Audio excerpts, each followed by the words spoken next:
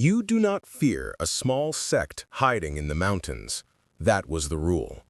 For decades, the Seljuk Empire, the most powerful force in the region, believed that only empires shape history, not scattered believers hidden in stone fortresses.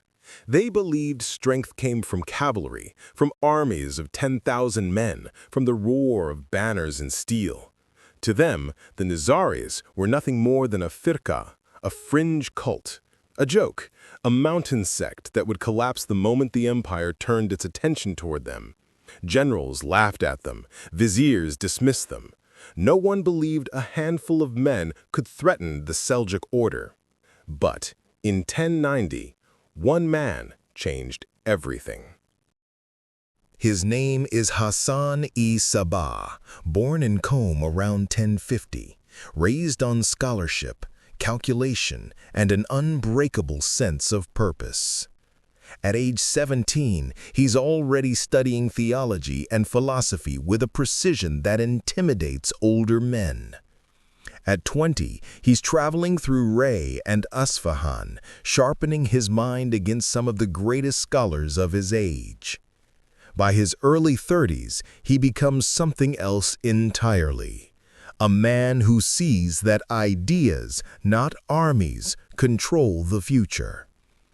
He moves with certainty, his voice controlled, his eyes unblinking behind a sharp, angular face. He speaks slowly with the gravity of a man who believes every word will echo through history. And for him, one idea rises above all else. Truth deserves defenders who cannot be bought, bribed, or broken. When he discovers AlamoT, an eagle's nest of stone perched above a valley reachable by a single narrow path, he does not see a fortress. He sees a fulcrum, a place from which a small force can move the world. Meanwhile, the Seljuks tighten their grip. They're stretched thin across Anatolia, Syria, Iraq, Persia, fighting crusaders in the west and internal rebellions in the east. And they believe the Nizaris are nothing. But the Nizaris understand something the empire does not. You do not defeat a giant by pushing it. You defeat it by destabilizing its foundations, one stone at a time. By the time the Seljuks realize what's happening, Sabah already commands a network stretching across more than 50 fortified locations and dozens of covert cells. His followers, the Fidayun, train with single-minded devotion, some from childhood, shaped to execute missions the empire believes impossible. And when the Seljuk vizier Nizam al-Mulk, the architect of the empire's power, threatens to crush the Nizaris completely, Sabah prepares to confront the most powerful man in the Seljuk world. The challenge is impossible, but that's exactly why he moves. The year is 1092. The Seljuks believe AlamoT can be starved out. They believe the Nizaris will crumble. They believe Hassan Sabah is trapped. They are wrong. Because Sabah doesn't fight where the empire expects. He doesn't meet armies with armies. He targets the empire's brain. And everything begins with the man who controls Seljuk administration. Nizam al-Mulk, age 74, the empire's grand vizier, feared and respected across continents. Sabah sends one man. Not an army, not a battalion. One. A fidai. He blends into the crowd of petitioners surrounding the vizier. The sun is high, dust hangs thick in the air. Guards scan the rows of people, but no one notices the calm, silent man stepping forward. He moves with steady control, no hesitation. He reaches the vizier. Then, steel flashes. One strike, precise, deep. No wasted motion. The most powerful statesman in the Seljuk world collapses. The empire's administration shudders, and the Seljuks realize something they never considered. A fortress isn't a building. It's a network, a doctrine, a belief. But the assassination is only the beginning. The Seljuk response. Outrage sweeps through the court. Orders fly across Persia. Soldiers mobilize. They march toward Nizari's strongholds with thousands of men. Unit commanders swear to wipe out every trace of the sect. But they expect rebels. They expect bandits. They expect fear. They find something else. Inside strongholds like Lamassar, Girdku, Rudkhan, and of course AlamoT, the Nizaris drill relentlessly. Many train from sunrise to past midnight. They practice infiltration, disguise, silent climbing, misdirection. They read philosophy before they learn to use the dagger. Seljuk scouts report something unnerving. They do not run. They do not beg. They do not break. And then the empire makes its next mistake. They mock the Fidayun as Hashashin. Drugged fools, worthless mountain ghosts. But on the night of the Seljuk encirclement of Girdku, a small group of Nizaris performs the unthinkable. The night infiltration. Fog rolls across the valley. Torches crackle. Seljuk officers gather in their command tent, confident, relaxed. Then a Seljuk guard notices something strange. A dagger planted upright beside his sleeping commander's head. Not a scratch on the man, not a whisper heard, not a trace left behind. But another message lies on the table. You are surrounded. It is not a threat, it is a demonstration. The Seljuks double the guards, triple the night watch. They believe fear will force the Nizaris into submission. Instead, fear turns against them. One Seljuk commander, the governor of Kazwin, mocks the Fidayun publicly. Days later, as he steps out of the bathhouse, towel over his shoulder, a dagger enters beneath his rib cage, quick, silent, unavoidable. Another dies in the middle of a prayer, another in the top floor of a guarded tower, another surrounded by 30 armed men. None are safe. And the empire starts asking the question it hoped it would never ask. How do you fight an enemy who isn't afraid to die? Countdown sequence.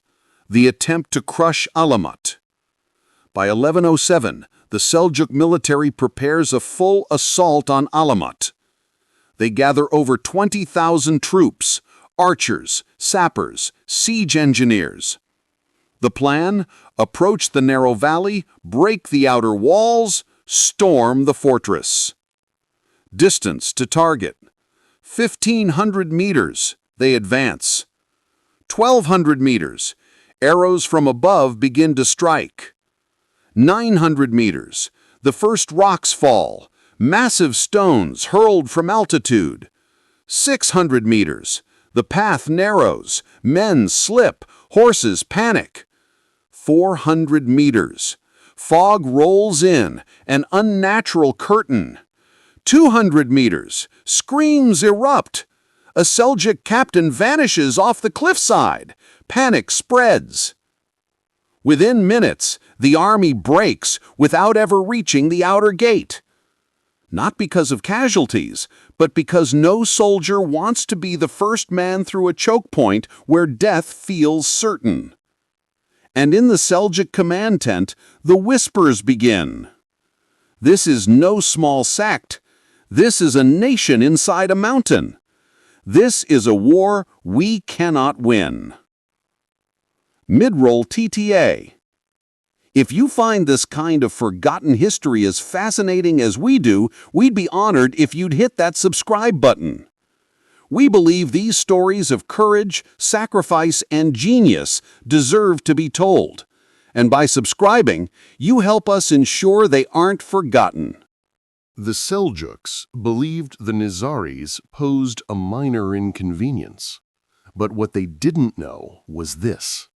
By attacking the Nizaris, they triggered a transformation that would ripple through the entire Middle East. After Nizam al-Mulk's death, infighting erupts at the Seljuk court. Succession disputes break out. Princes turn on each other. Generals lose faith in their leadership. The empire fractures, not immediately, but steadily, year by year. Meanwhile, Nizari influence spreads into Syria, the Levant, and beyond. Their assassinations reshape alliances. They disrupt crusader plans. They destabilize Seljuk offensives. And the Seljuk dream of central control begins to crumble. Historians later calculate that over the span of decades, dozens of high-ranking officials, including governors, military leaders, and rival religious authorities, fall to the Fidaiyun. Not all killed. Some simply woke up to find a dagger beside their bed and changed their policies the next morning. Terror, psychology, precision. The empire learns a hard truth. You do not defeat someone who needs nothing you can take away. And at the center of it all sits Hassan Sabah, never leaving his fortress, rarely raising his voice, guiding a movement that forces empires to recalculate their ambitions. Hassan Sabah dies in 1124 in the same fortress he captured without shedding a drop of blood. He dies at around 70, having outlived sultans, viziers, commanders, and kings. In all that time, he never leaves AlamoT, not once, not for a day. He dies with the same austere discipline he lived with, owning almost nothing, demanding little, leaving behind not wealth, but a system, a doctrine, a legacy of intelligence, discipline, and psychological warfare that military theorists still study. Today, the word assassin traces back to the legends surrounding his followers.